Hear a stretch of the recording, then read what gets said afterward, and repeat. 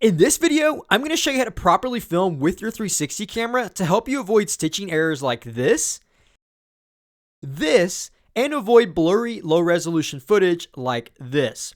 Using a 360 camera is not as simple as just hitting record and capturing everything perfectly. There are several nuances you need to be aware of when filming. So if you're new to 360 cameras or thinking about getting one, then look no further because this video is going to save you from a lot of trial and error. So as we dive into this video, it's important for you to know that all of the footage you will be seeing throughout this video was recorded using the GoPro Max 2 360 camera.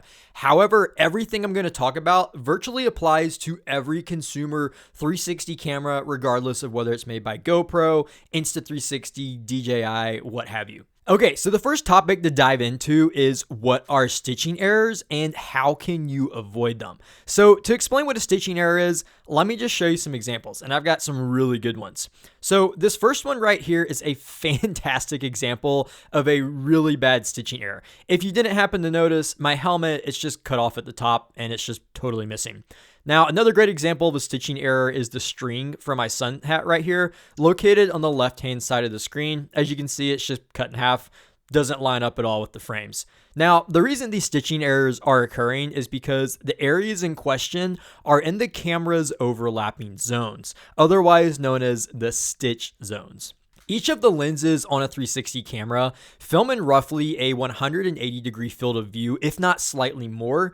And in order to get a full 360-degree image, your camera takes those overlapping zones or images and does all sorts of digital wizardry to try and create a 360-degree image, which, as you have seen from those two previous clips, it's not always perfect.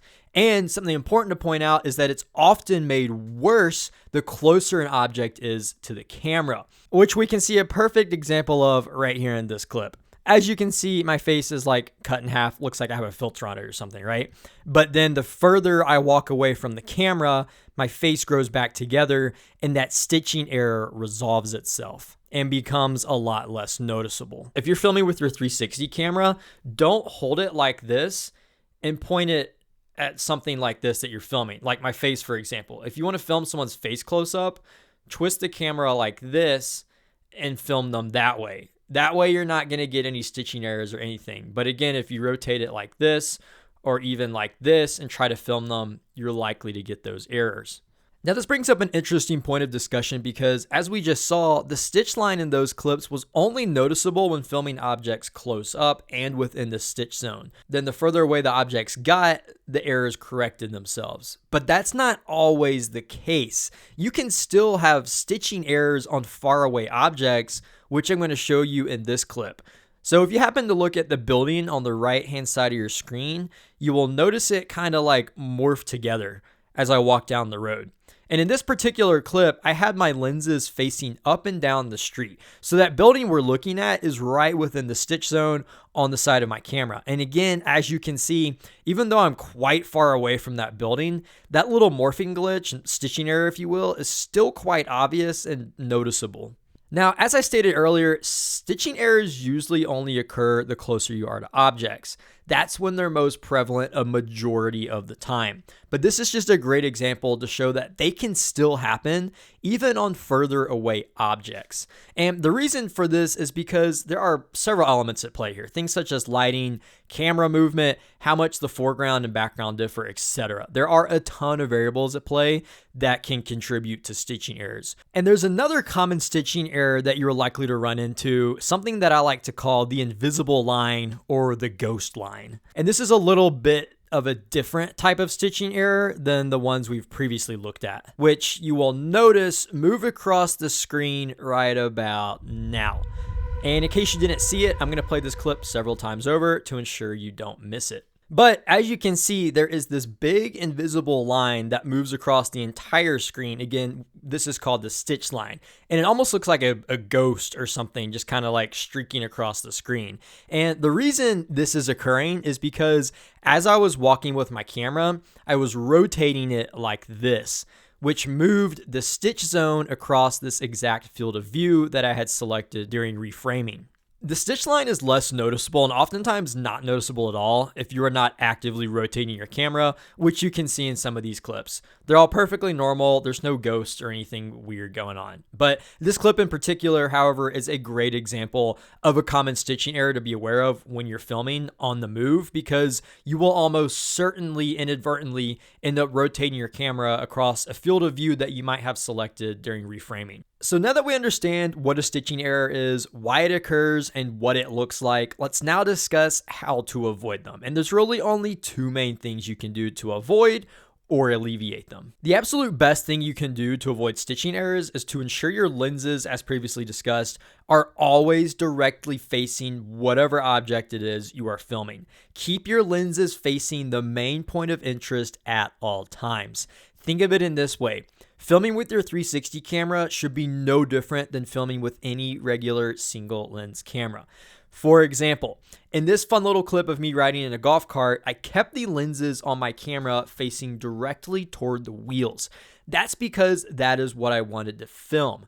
I don't want the lenses facing up toward the sky or down toward the grass, because then you would risk having stitching errors right on the rims of the golf cart, which again is the main subject of my video. Now, sometimes depending on your situation and how you have your camera mounted, filming perfectly is not always possible.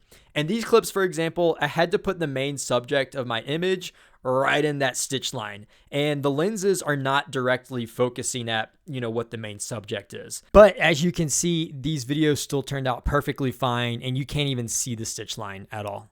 All right, moving on. So now that we all fully understand what a stitching error is, and more importantly, how to avoid it, let's now move on to the second major topic in this video, and that is how to avoid blurry low resolution footage, because that's another one of the most common issues people run into with 360 cameras. Now, despite boasting 8K resolutions, 360 cameras don't actually leave you with 8K footage post-production, because in reality, each lens is roughly recording in 4K for a total combined resolution of 8K. And that 8K resolution is spread out among your entire 360-degree image.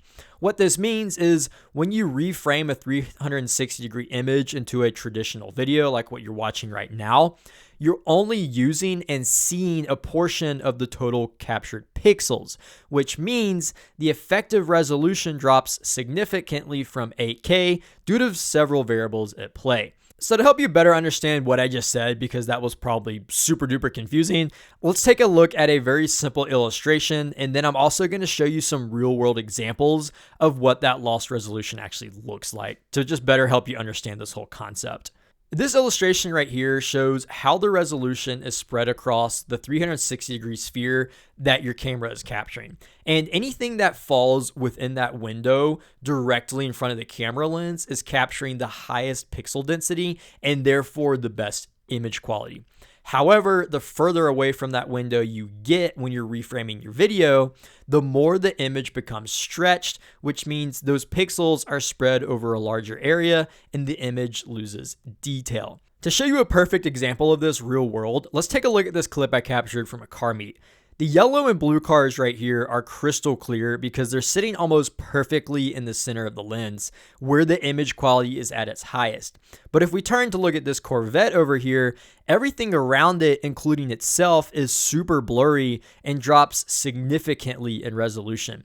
Again, that's because this area is very close to the edge of the lens and possibly right within that stitch line. Now, do take in consideration that if you are watching this video on your cell phone, the differences might not look super obvious, but if you're watching this on a 2K or even a 4K monitor or TV, those differences are going to be very obvious. So now that we've looked at a bunch of examples of blurry, low resolution footage, let's now talk about how to avoid it, and it's pretty simple.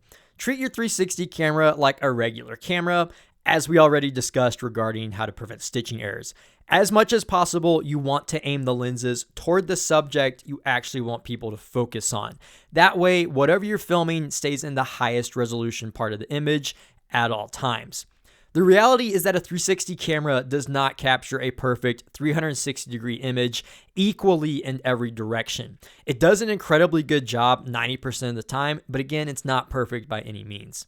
By using your 360 camera with the same mindset you would use a traditional camera and keeping your subject centered in one lens whenever possible, you will consistently get sharper, cleaner, and stitch-free footage. Now, I know that might sound like it defeats the whole purpose of owning a 360 camera, but think of a 360 camera as trading image quality for flexibility. You can point the camera anywhere and choose the angle later, but that convenience comes at the cost of image quality in certain instances.